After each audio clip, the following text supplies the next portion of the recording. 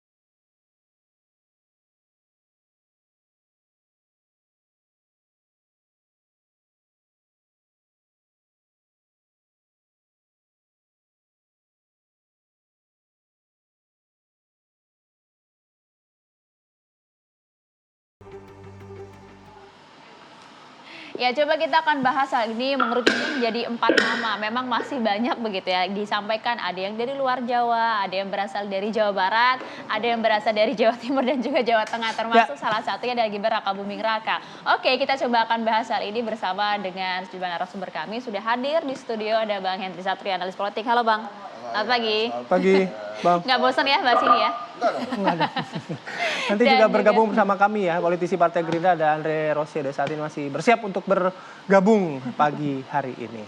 Oke, coba doa ya. Monggo. Bang, semalam sudah ada 4 nama katanya ya. Representasi luar Jawa, Jawa Barat, Jawa Tengah, Jawa Timur. Peristiwa yang nggak bisa kita nafikan adalah nama Gibran ini selalu muncul nih. Yeah. Gitu. Bahkan diakui sama Partai Gelora, ya Gibran masuk gitu. Soal hitung-hitungan realistisnya gitu. Dan putusan MK gitu. Gimana? Ya, pertama saya ucapkan selamat dulu nih. Tadinya kan jomblo ansih gitu ya. Jomblo murni. Ini sekarang sudah ada 4 calon lah ya. Yang bersiap untuk mendampingi. Jadi kita perlu ucapan selamat itu. Nah, di antara nama-nama memang yang masih menunggu bisa maju atau tidak Mas Gibran.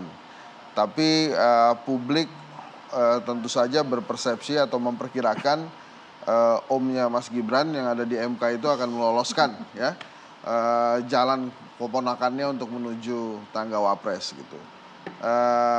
Ini menariknya kemarin dibahas 4 kriteria daerah tuh. Yang menurut saya yang sedikit harus dikesampingkan dengan segala hormat kriteria Jawa Barat. Kenapa saya katakan demikian? Karena Prabowo kuat di Jawa Barat. Yang bisa menyaingi Prabowo menurut hasil surveinya Kedai Kopi ini hanya Anies Baswedan. Ganjar Pranowo pun ketinggalan. Harusnya kalau wapres dari Jawa Barat ini yang ngincer Mas Ganjar.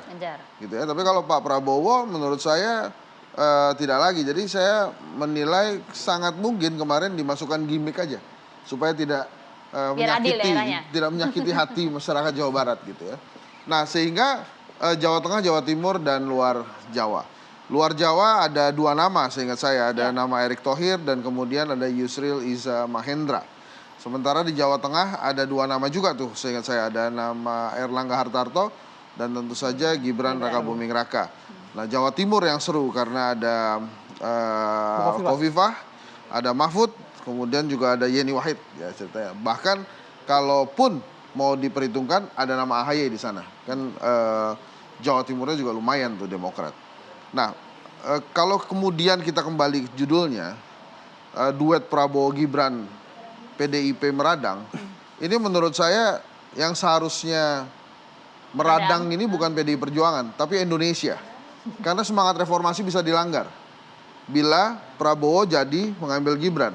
Ini kita seperti kembali lagi ke masa Orde Baru. Apapun alasannya, kan nggak mungkin. Misalnya ya, ini untuk melanjutkan program-program Pak Jokowi. Atau misalnya ini adalah strategi dari Gerindra memisahkan Pak Jokowi dengan Ibu Mega, gitu kan? Tapi kan ini pasti strategi untuk menang kan? Tapi kan ini bukan juga strategi pengen melalui kalah proses nih. hukum. Kita kan tentu masih akan menunggu proses Ya, MK tentu ya. saja, betul. Proses itu masih ada dan kemudian kan ada faktor lain. Apakah Pak Jokowi mengizinkan Mas Gibran maju gitu ya?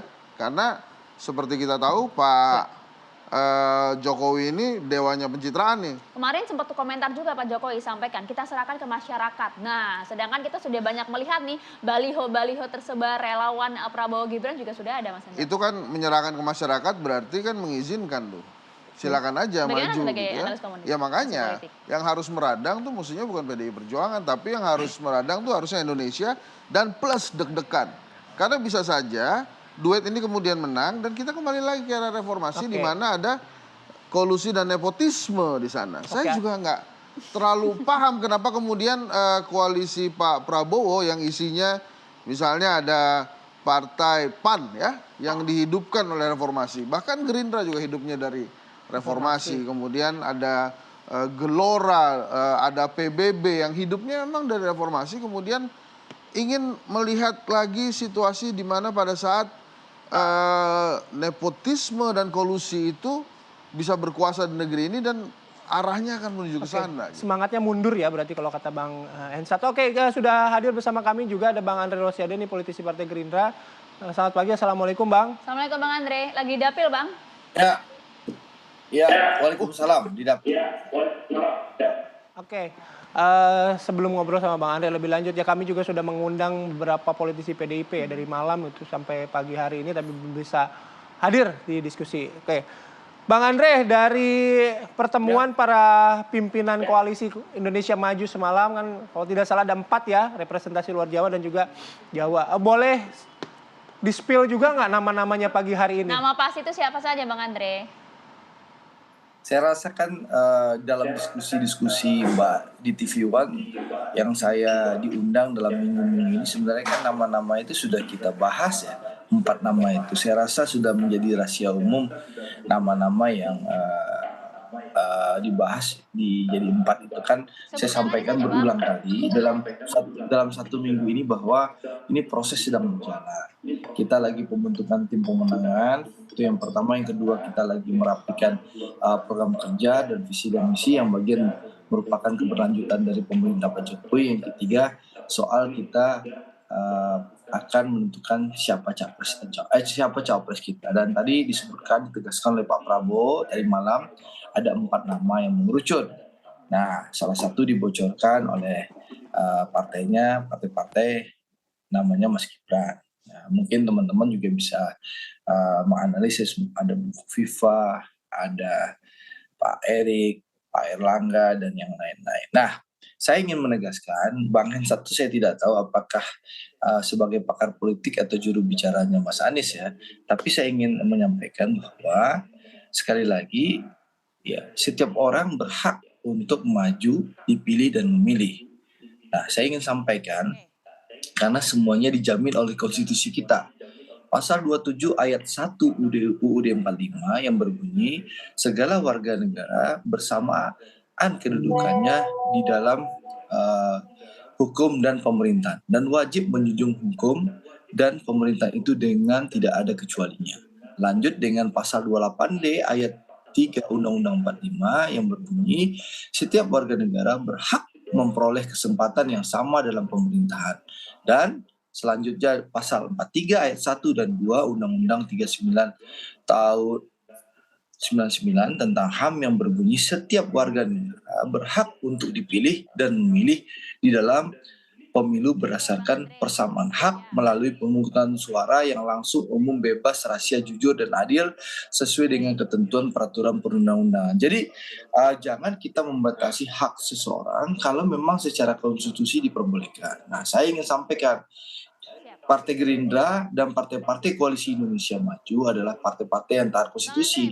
Sampai kita detik ini bicara tentu Mas Gibran belum memenuhi konstitusi. Tapi seandainya Mas Gibran memenuhi konstitusi, nanti ya apakah akan ada putusan MK atau tidak, tentu baru akan dirundingkan apakah Mas Gibran akan masuk kandidat cawapres Pak Prabowo atau tidak. Tapi ya narasi yang dibangun Bang Hensat, ya, kita akan kembali ke zaman yang lalu, demokrasi akan mati, itu tidak tepat. Karena sekali lagi ya, kalaupun Mas Gibran menjadi cawapres Pak Prabowo, andai ya Mas Gibran itu harus melalui kontestasi pilpres, rakyat yang memilih. Baik, Kalau sampai di rakyat sana tidak dulu, setuju, belum Bang tentu Andre. menang, gitu loh. Jangan Oke, sampai Bang Andre, perbedaan ya antara itu tadi alasan yang disampaikan oleh Bang Andre sebagai Rosiade ya. pendukung Oke, Mas Anies Baswedan seakan-akan baik sampai di digiring sana Bang Andre kan opini sudah kepada tangkap. rakyat yang menyesatkan, gitu loh. Oke, itu tadi alasannya Bang. Sudah sesuai, pokoknya semua sesuai dengan aturan hukum dan kita masih akan menunggu MK. Dijawabnya nanti ya, usai jeda ya, sesaat lagi.